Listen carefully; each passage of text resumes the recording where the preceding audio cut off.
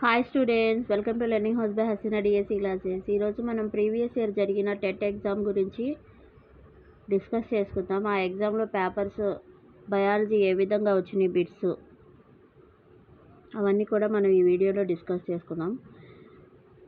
I hope మీకు ఈ video కనుక నచ్చితే like and subscribe my channel, watch my videos. ఇలాంటి మరిన్ని వీడియోస్ కోసం నా ఛానల్ని సబ్స్క్రైబ్ చేసుకోండి, ఓకేనా. ఇక్కడ ఫస్ట్ బిట్ వచ్చేసి, మానవుని దేహంలో అతిపెద్ద అవయవం చర్మం. మానవుని దేహంలో అతిపెద్ద అవయవం ఏంటి? చర్మం. కీటకాహారపు మొక్క ఏది? డ్రోసెరా. కీటకాహారపు మొక్క ఏది? డ్రోసెరా. లైంగిక జీవి వానపాము. లైంగిక జీవి వానపాము. జీవామృతంపై అత్యంత లోతైన పరిశోధనలు నిర్వహించిన వారు రసవాదులు.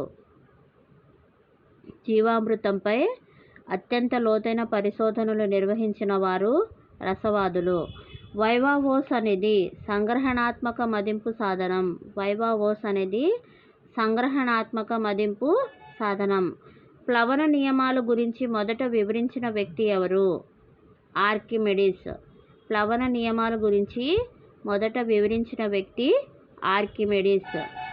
ఫిల్టర్ పేపర్తో పాటు ఫిల్టర్గా ఉపయోగపడేవి పత్తి, కర్రబొగ్గు, ఇసుక, బంకమట్టి.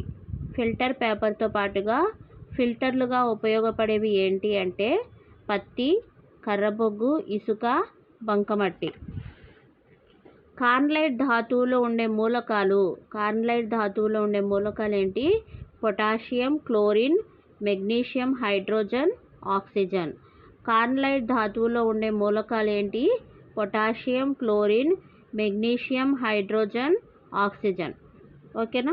ఇక్కడ క్లోమ గ్రంథిచే స్రవించబడని ఎంజైమ్ను గుర్తించండి అన్నారు. పెప్సిన్. క్లోమ గ్రంథిచే స్రవించబడని ఎంజైమ్ను గుర్తించండి అన్నాడు. పెప్సిన్. స్త్రీలలో మాత్రమే స్రవించబడే హార్మోన్ ఏది అంటే ప్రొజెస్టెరాన్. స్త్రీలలో మాత్రమే స్రవించబడే హార్మోన్ ప్రొజెస్టెరాన్.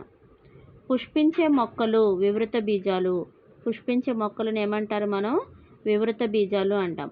పసుపులో శాఖీయ ప్రత్యుత్పత్తికి సహాయపడే భాగం కాండం. పసుపులో శాఖీయ ప్రత్యుత్పత్తికి సహాయపడే భాగం కాండం.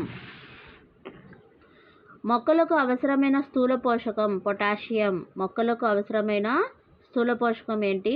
పొటాషియం.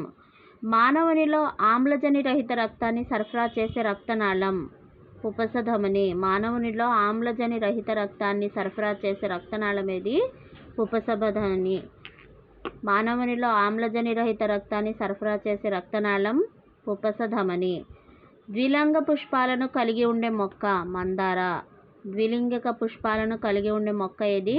మందార. బ్యాక్టీరియా వలన కలిగే వ్యాధి ఆంత్రాక్స్. బ్యాక్టీరియా వలన కలిగే వ్యాధి ఆంత్రాక్స్. ఎంజైమ్లు మరియు హార్మోన్లను స్రవించే కణాలలో అధిక సంఖ్యలో ఉండే కణాంగం గాల్జీ సంక్లిష్టం. ఎంజైమ్లు మరియు హార్మోన్లను స్రవించే కణాలలో అధిక సంఖ్యలో ఉండే కణాంగం ఏది అంటే గాల్జీ సంక్లిష్టం. ఎడ్వర్డ్ జెన్నర్ మసూచి వ్యాక్సిన్ని కనుగొన్నారు. ఎడ్వర్డ్ జెన్నర్ మసూచి వ్యాక్సిన్ని కనుగొన్నారు. రొనాల్డ్ రాస్ మలేరియా వ్యాక్సిన్ని కనుగొన్నారు. రొనాల్డ్ రాస్ మలేరియాని కనుగొన్నారు అనమాట. అలెగ్జాండర్ ఫ్లెమింగ్ పెన్సిలిన్ని కనుగొన్నారు. అలెగ్జాండర్ ఫ్లెమింగ్ పెన్సిలిన్ని కనుగొన్నారు. కెవాలియర్ స్మిత్ల యొక్క జీవుల వర్గీకరణలోని రాజ్యం క్రోమిస్టా. కెవాలియర్ స్మిత్ల యొక్క జీవుల వర్గీకరణలోని రాజ్యం ఏంటి? క్రోమిస్టా. ఈ బిట్స్ అన్నీ మీకు డిఎస్సి పాయింట్ ఆఫ్ వ్యూలో చాలా ఇంపార్టెంట్ అనమాట. ఒకసారి రివిజన్ చేసుకోండి.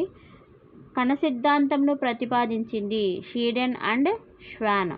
కణ సిద్ధాంతంను ప్రతిపాదించింది స్లీడెన్ అండ్ ష్వాన్.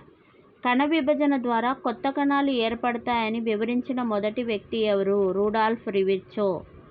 కణ విభజన ద్వారా కొత్త కణాలు ఏర్పడతాయని వివరించిన మొదటి వ్యక్తి రూడాల్ఫ్ విర్చో. రీసస్ కారకం ఏ జంతువుల మొదట కనుగొన్నారు? రీసస్ కారకం అనేది ఏ జంతువుల్లో మొదట కనుగొన్నారంటే కోతిలో కనుగొన్నారనమాట. రీసస్ కారకం ఏ జంతువుల్లో మొదట కనుగొన్నారు? కోతిలో కనుగొన్నారు, ఓకేనా. ఈ బిట్స్ అన్నీ కూడా ఒకసారి రివిజన్ చేసుకోండి. ఐ హోప్ మీకు ఈ వీడియో కనుక నచ్చితే like and subscribe my channel. ఇలాంటి మరిన్ని వీడియోస్ కోసం నా ఛానల్ని